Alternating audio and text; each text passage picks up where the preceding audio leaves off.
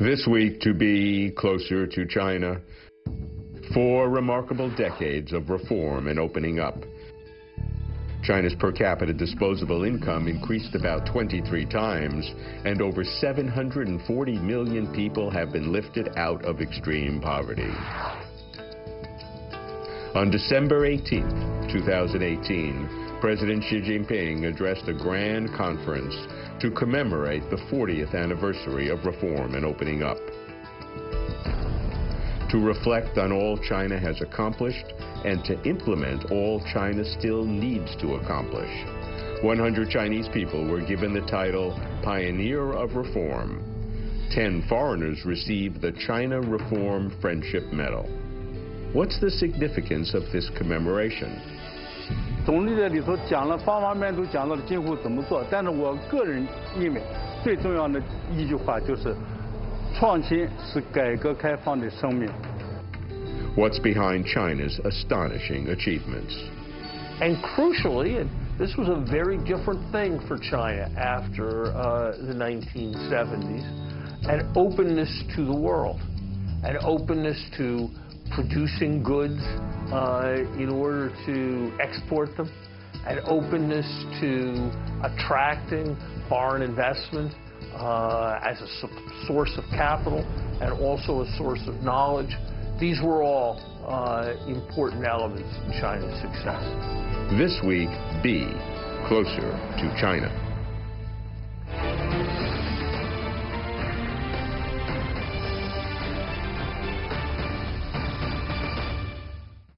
As China celebrates the 40th anniversary of its historic reform and opening up, I am about to celebrate the 30th anniversary of my first coming to China in January 1989.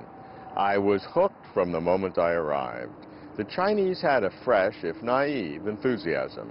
They were eager to learn and ready to improve their civic and material lives.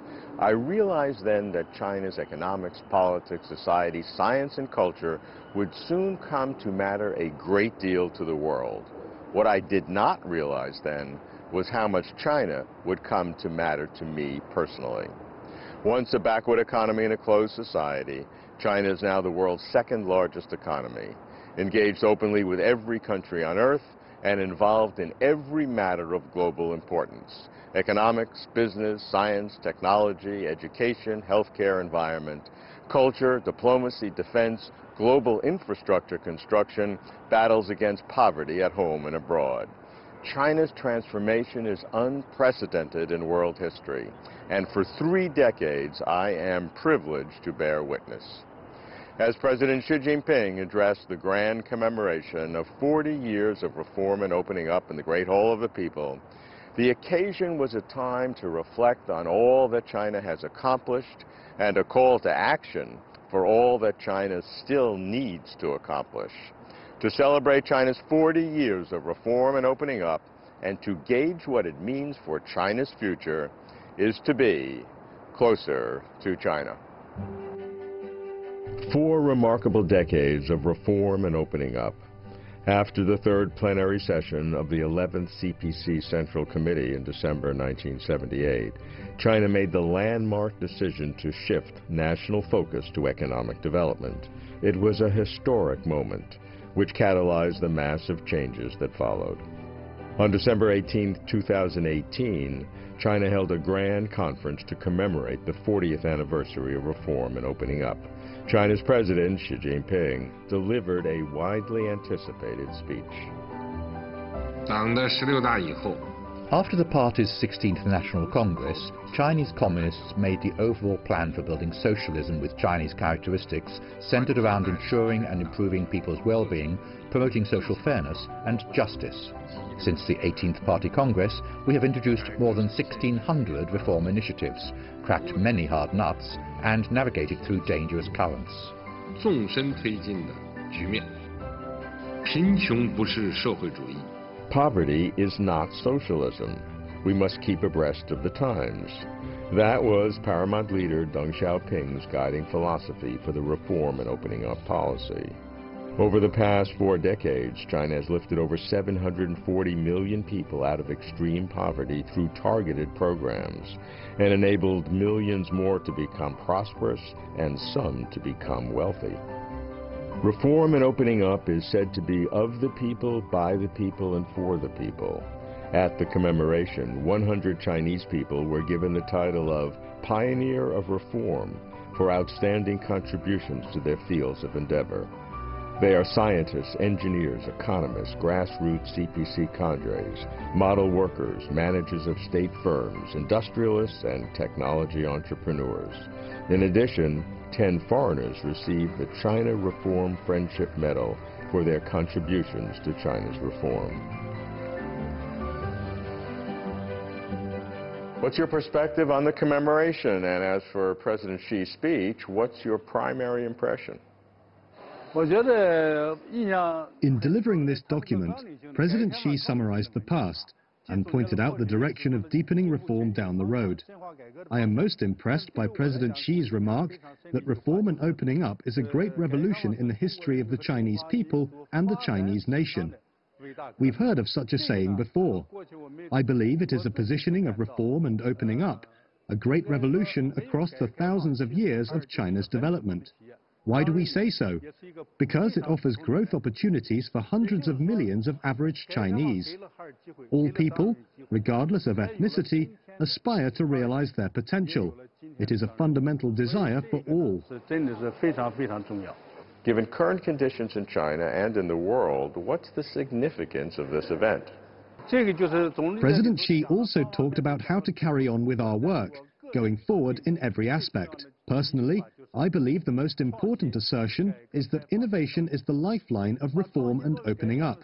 Over the past 40 years, innovations have contributed to the results we see today.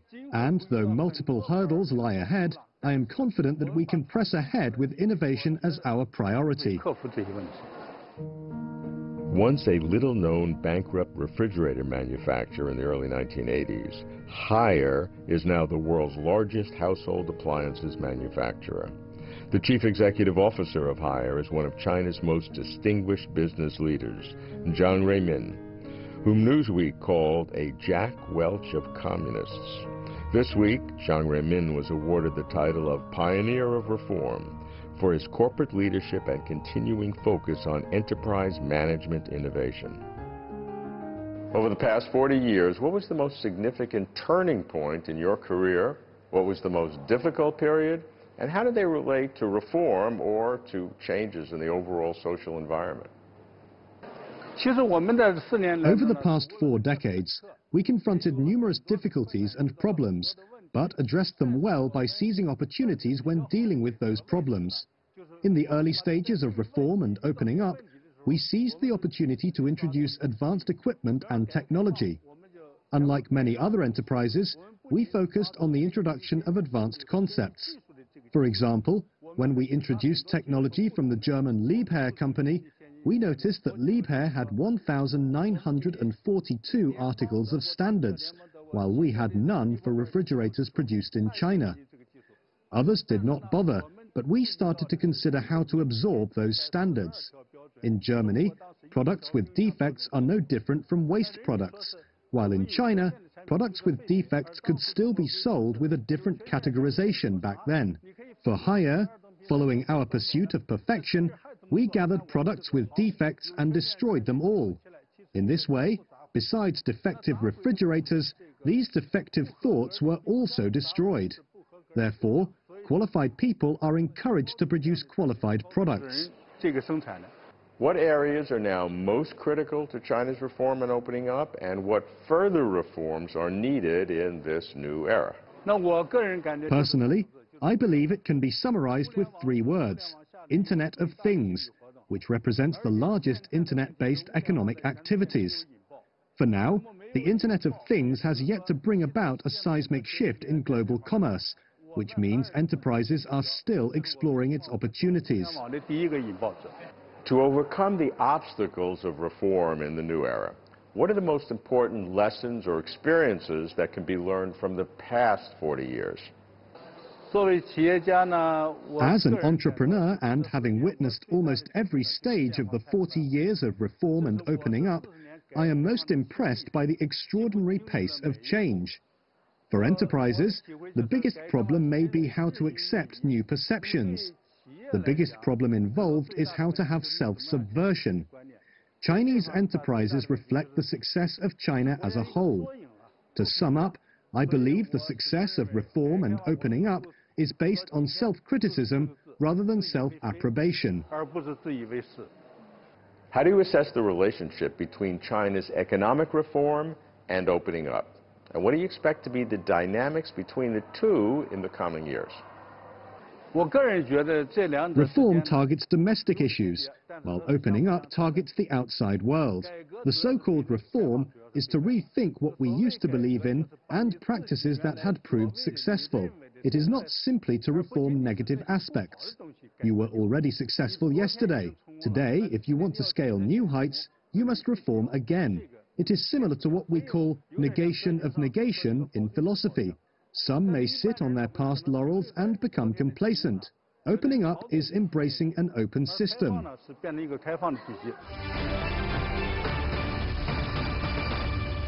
Picture of the 18 farmers who stamped their fingerprints in blood to start land reform in the villages. Models of the Long March series of rockets and the Tiangong space stations, and a replica showing what it was like when China signed the agreement and became a WTO member in 2001. This exhibition chronicles China's 4 remarkable decades of development, catalyzed by reform and opening up. On the one hand, people marvel at what China has achieved. On the other hand, from a historical perspective, China's modernization is a process requiring constant interaction with the world. When the country joined the World Trade Organization, the WTO, in 2001, it promised to reduce tariffs to an average of 10%, achieved in 2010. As China has continued its reform, it has established 11 free trade zones since 2013. Further tariff reductions followed, with 4.4% the latest average tariffs cited by the Ministry of Commerce, which China calls a competitive rate even for developed countries. Openness brings progress, while seclusion leads to backwardness, so said President Xi Jinping. China cannot develop itself in isolation from the world, and the world needs China for global prosperity. China enjoys increasing economic clout, but at the same time, the outside world is concerned more about whether the market will really play a decisive role, whether the country will provide an even playing field for foreign investment, and whether the Chinese government will do its utmost to protect intellectual property. China entering the World Trade Organization, WTO, in 2001 was a seminal event in China's economic development. You were Secretary of the Treasury at the time and involved very much in the whole period of time prior. Give some historical perspective. By admitting China into the WTO, we didn't take down any U.S. trade barriers, but we encouraged market opening in China. We encouraged market opening for a range of U.S. products. We encouraged strengthening, albeit imperfectly, of China's intellectual property regime. We encouraged market access for U.S. businesses doing things like finance or insurance or accounting, areas where the United States has a strong advantage. And very importantly, we brought China further into the global system, into the community of nations. I think it was the right thing to have done. I think the United States is more prosperous because we did it. I think China is has a better functioning economy, and it's a better functioning country. So I think it was a very important step. Now, I'm very much aware that there are critics. There are people who suggest that China's exports surged to the United States, and that caused disruption in the United States. The truth is that we didn't remove any U.S. trade barriers that had existed before. China's exports surged because of the growing strength of the Chinese economy, and that would have happened with or without the WTO. You know, many of our compatriots now look back and wonder if that were the right decision for the U.S. It seems in recent years that questioning of whether the U.S. made the right decision has increased. Is that observation correct? Do you see more questioning? I think there are people who question it, but I think the questioning is largely based on a confusion.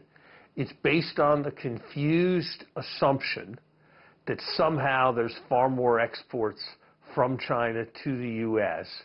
because China joined the WTO, when the reality is that the United States had made a clear practice for many years before of most favored nation, which is to say that all the privileges of WTO accession were being extended to China without our getting any benefit from having China in the WTO.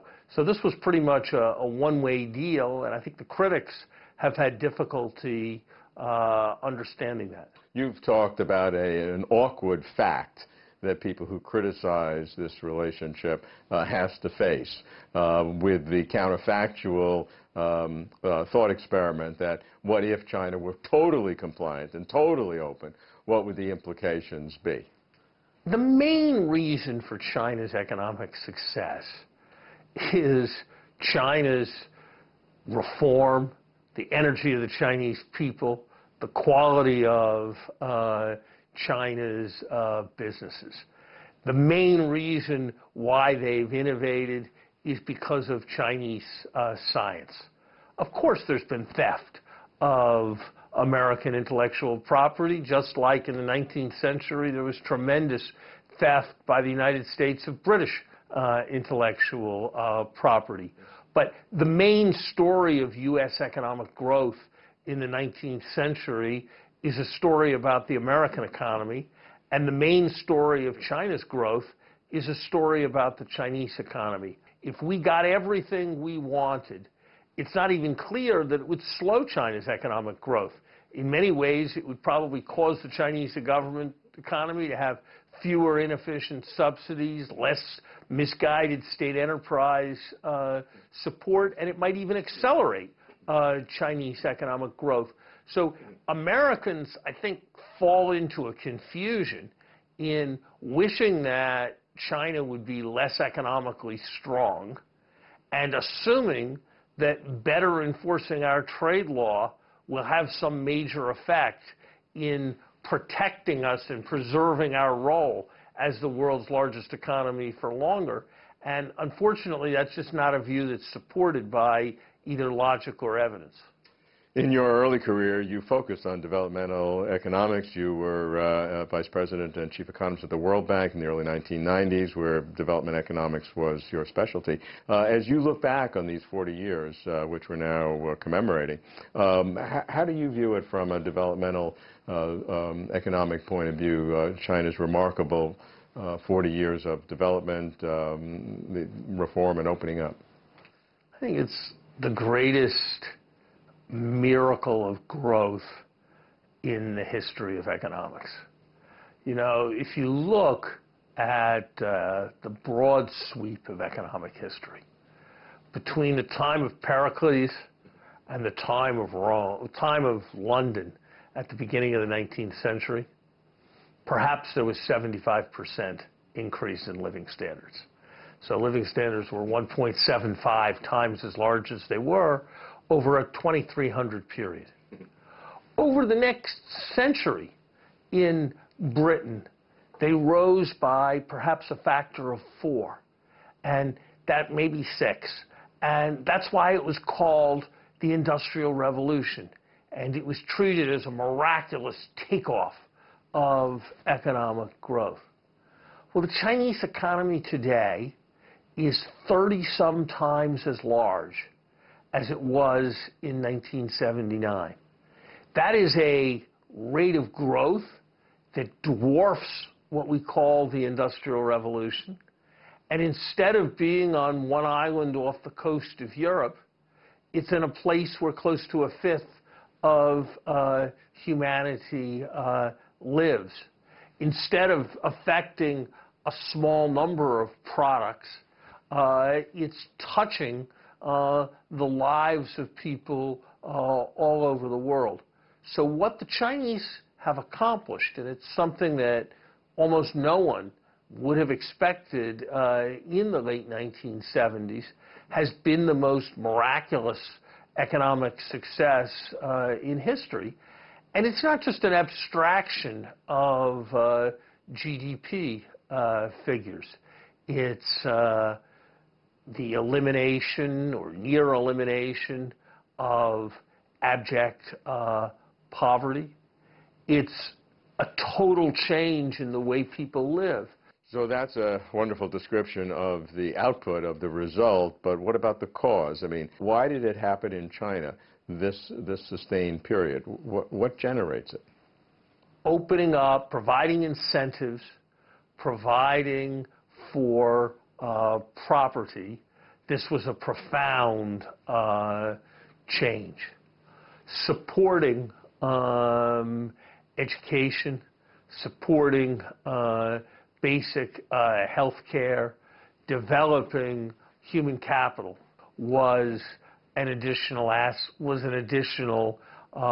crucial aspect of success.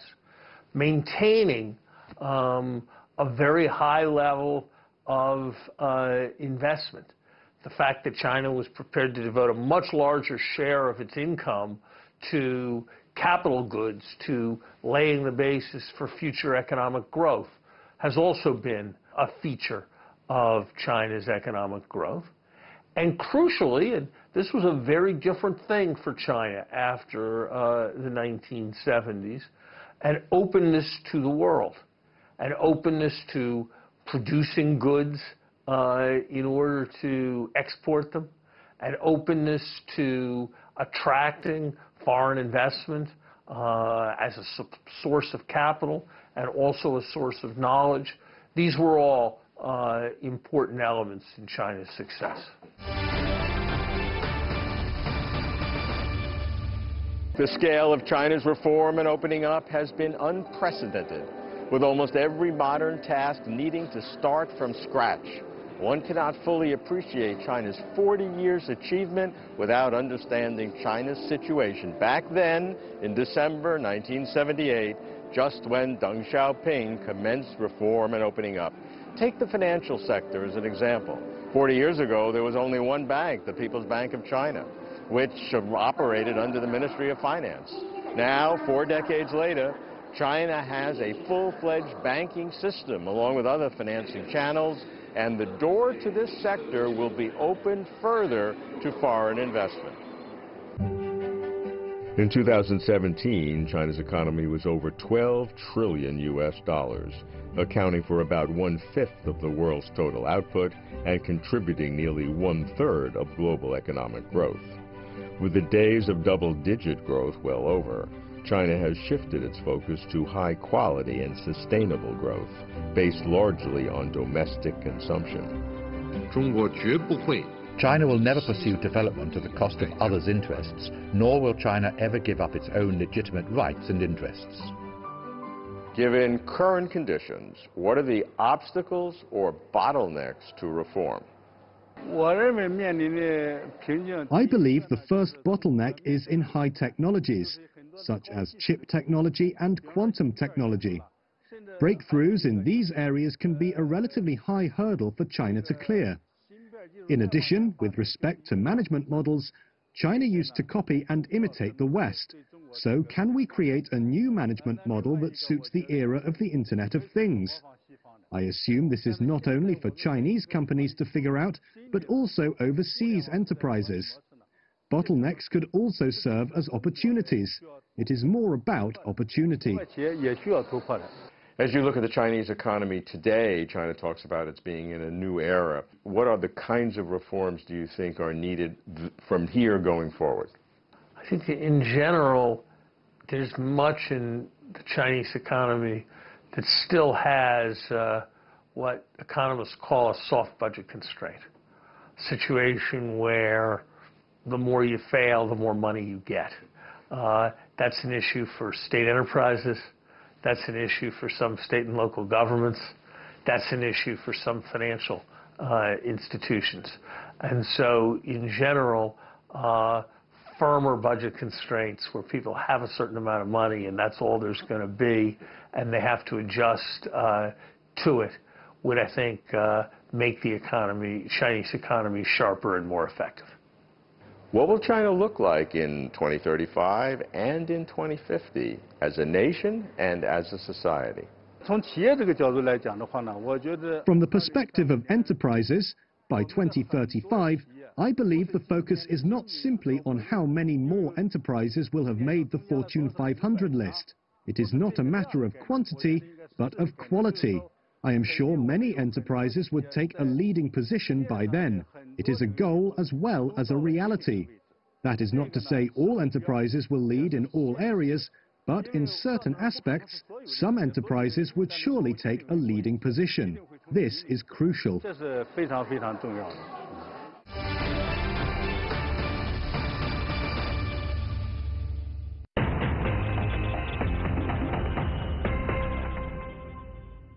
When historians of the future write the chronicles of our times, one highlight will likely be China's 40 years of reform and opening up. In his speech commemorating its 40th anniversary, President Xi Jinping stated with confidence that China's direction is clear. Socialism with Chinese characteristics, the absolute leadership of the Communist Party of China, putting people and their well-being and happiness first, and the need to further deepen and implement reforms. As part of the commemoration, I was privileged to receive the China Reform Friendship Medal, recognizing 10 foreigners who have helped China through this historic 4-decade transformation.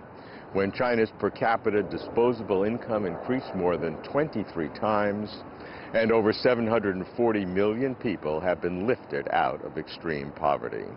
In this new era of China's reform and opening up, in this transitional time of China's enhanced engagement with the world, and in this difficult period of U.S.-China relations, my receiving this medal is not so much about me personally, but represents how seriously China takes international communications with the world, to learn more about the world and to tell the world the true story of China. For 30 years, I have been learning about China and communicating what I've been experiencing and witnessing. To all those who have helped me along this remarkable journey, I express my profound appreciation. The need to facilitate communications between China and the world has never been greater. We shall continue to stay closer to China.